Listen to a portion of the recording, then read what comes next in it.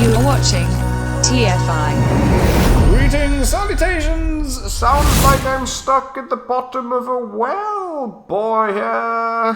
Audio is dreadful, man. I don't know what I can do. Oh, hi, cat. So, after yesterday it was this morning's video, actually. I made it yesterday, released it this morning, surrounding the virtualization of your workstation if you need to be sent home video. A couple of questions were raised about, is it legal to virtualize your Autodesk licenses? There's been a whole bunch of history around that in the past, and yes, there has been. Yes, it's never really been all that clear, and it kind of is now, but it's difficult to know where to look, so I'm just going to clear it up here. So, yes, you can virtualize your Autodesk licenses, but it depends on what kind of license you've got. So let's just go straight over to the page and get right into it. So if you head on over to this page here, I'll link it in the description. It's pretty clear here what you can and can't do. But bottom line, if you've got a single user license on subscription, which is like a named license, then you can virtualize it in any way you want. You can put it on a VM, you can put it on Amazon Web Services, you can put it in Frame, you can do whatever you want with it in terms of virtualization. So the answer is yes. If that's it, if you're just a single user with a single license, yes, you can.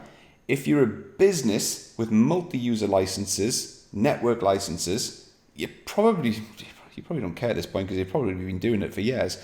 But for years, you've not been allowed to. For quite some time, you weren't allowed to virtualize your network license server, but everybody did it. Autodesk knew everybody was doing it, but they didn't allow it. But they knew they were doing it. So in 2018, tell you what, I'll just read through this. I mean, you can read it yourself, but I'll read through this, right? So, can I virtualize my Autodesk software? So if you've got a subscription with single user access or a business enterprise, which to be honest is probably going to be very few of you guys, right? The answer is yes. Go ahead and virtualize your software. We allow virtualization, yada, yada, yada, yada, schmackety. If you've got a subscription with multi-user access, you are unable to virtualize your software to use on desktop workstations at this time. So subscriptions with multi-user access, you cannot virtualize your software, which means that's the end software application, the actual program. Multi-user actual CAD program, you are not allowed to virtualize that. Although we would like to provide virtualization for all subscriptions, there's no point because they're retiring them. To be honest, that's not going to change because that entire license model is being retired. That's not going to change. If you've got a maintenance plan, you're also unable to virtualize your software at this time because, again, they're ultimately going to be phased out as well. That's never going to change. Maintenance plan is the old perpetual license where you're paying annually to keep your perpetual license. That's going to eventually be phased out as well, so it's not going to change. As a reminder, for subscriptions with multi-user access or maintenance plans for network licenses, this is really important for the next year anyway. If you only want to virtualize your network license server and not your actual workstations, you are able to do so. And that was a change they made back at the back end of 2018. Knowing that everyone was doing it anyway, they thought, yeah, we can't have our entire customer base sort of running illegal network license servers. We're probably best just let them. Yes, you can, if you're on multi-user, you're allowed to virtualize your network license server, but you can't virtualize your actual clients, which, yeah, I don't know what kind of percentage of people would be doing that. I don't. My network license server is virtualized, but my clients are actually physical.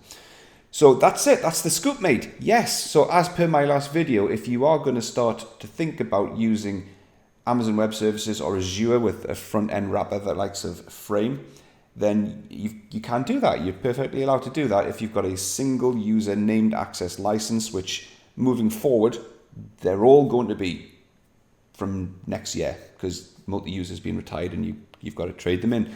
So that's it. Yes, virtualization. I guess bottom line, next year, virtualization across the board is going to be pretty much allowed, bar one or two products, which very, very niche fringe products, which they're not able to take off network licensing yet.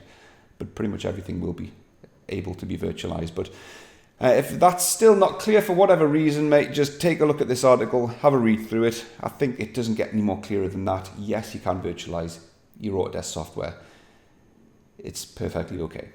So that's all I wanted to come by and say. Back again with my unique ability. Someone said this, my unique ability to make a 5-minute video out of like a side of A4.